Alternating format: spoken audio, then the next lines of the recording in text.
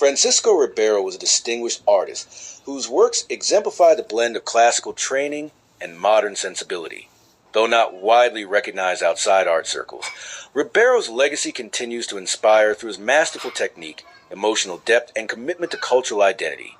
Born in Portugal in the early 20th century, around 1911, Francisco Ribeiro emerged from a generation deeply affected by historical changes, from monarchy to republic, and later the challenges of dictatorship and post-war transformation. Early life and artistic formation. Ribeiro was born into a modest Portuguese family. From a young age, he showed a remarkable sensitivity to his surroundings. His fascination with light, shadow, and natural forms was evident in childhood sketches that captured rural life with poetic realism. Encouraged by a school teacher who noticed his potential, Ribeiro was admitted to a local art academy in Lisbon, where he studied under established Portuguese masters of time.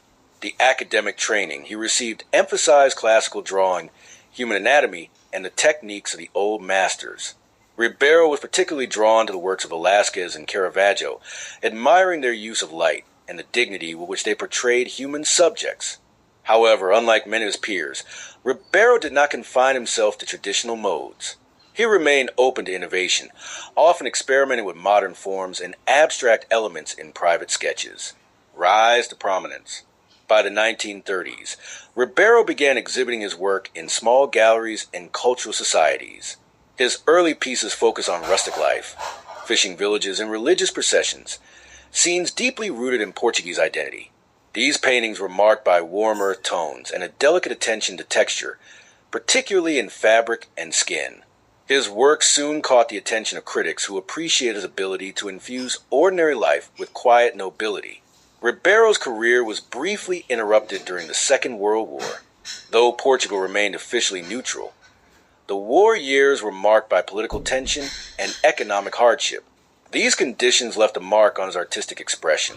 During the 1940s and early 1950s, Ribeiro's paintings took on a more somber tone, reflecting themes of solitude, introspection, and the fragility of human existence. Mature period and style. Ribeiro's mature style is characterized by a unique combination of realism and impressionism. He often depicted figures in contemplative states, women weaving, old men gazing out to sea, children at play. His brushwork became looser and more expressive, particularly in the background and landscapes, while he maintained precision in facial expressions and posture. He had a special ability to capture silence in his work, a stillness that invites the viewer to reflect. Unlike many of his contemporaries who leaned toward political commentary or surrealism, Ribeiro's art remained focused on the human spirit and everyday life. He avoided spectacle in favor of sincerity, believing that beauty and truth could be found in the ordinary. Travels and influences. Though deeply rooted in Portuguese culture, Ribeiro was also a traveler. He visited France, Italy, and North Africa during the 1950s and 1960s. In Paris, he was exposed to the works of Cézanne and Matisse, which influenced his use of color and composition. In Italy, the frescoes of the Renaissance rekindled his love for narrative painting. And in Morocco and Algeria, he was captivated by the intense light and vibrant street scenes, which introduced bolder colors and exotic motifs into his later works. He also briefly taught at an art school in Porto, where he mentored young painters and emphasized the importance of integrity in artistic practice. Though not a formal theorist, Ribeiro believed that painting should evoke a sense of presence, that art should not only be seen, but also felt. Legacy and final years. Francisco Ribeiro continued painting into his late years, remaining prolific and committed to his craft until his death in the early 1980s. Though he never sought fame, his body of work gained increasing recognition in Portuguese art circles during his later years.